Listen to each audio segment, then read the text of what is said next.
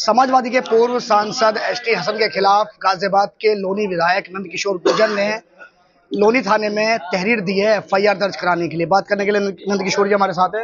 नंदकिशोर जी, आपने एफआईआर कराने के लिए एसटी हसन जो कि पूर्व सांसद हैं समाजवादी पार्टी के, उनको लेकर आपने एफआईआर के लिए एप्लीकेशन दी है, क्या है पूरा मामला? देखिए, बहुत ही दुखद है जो कैराना से माननीय सांसद इकरा हसन जी के लिए जो कहा, उसका कोई समर्थन नहीं कर रहा है। हिंदू है, मुसलमान, बहन बेटी सबकी बराबर है।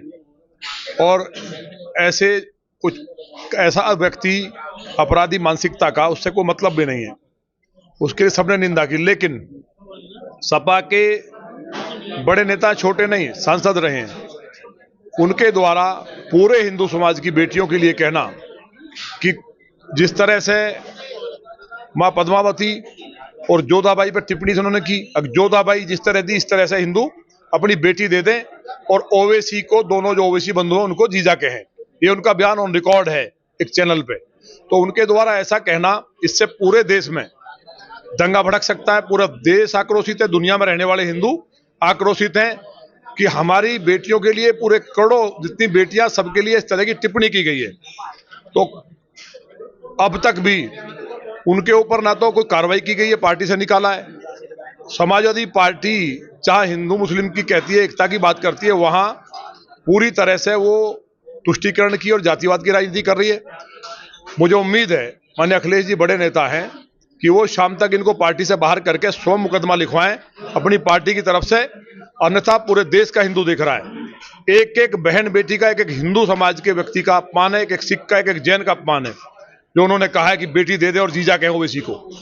तो ये शब्द क्योंकि जिसने कहा, उसके बाद एक सांसद कह रहा है और समाजवादी पार्टी का कह रहा है। दुखद ये है। पूर्व सांसद, हाँ, पूर्व सांसद, वो पद पे रहे हैं और काफी बुजुर्ग हैं। और लौनी में हमने एफआईआर कराई है, जो धाराएं बनती हैं, जो हमारा आईटी एक्ट भी है, और जिस तरह दंगा भड़काने का और जो तमाम नफरत फैलाने का उनके इस बयान से जो काम हुआ, पहले कौड़ियों के लिए बोला और तमाम लगातार हिंदुओं के खिलाफ वो जहर उगलते रहते हैं।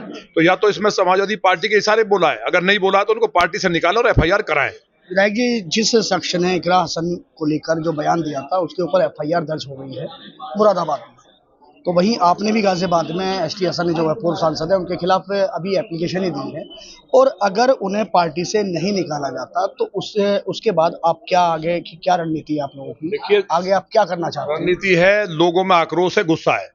एक एक हिंदू भाई बहन उद्वेलित है और बहुत ही अपने आप को अपमानित महसूस कर रहा है कि इस तरह का भाषा का इस्तेमाल एक पूर्व सांसद द्वारा, सपा नेता द्वारा किया गया है। इससे समाजवादी पार्टी की मानसिकता का पता चलता है।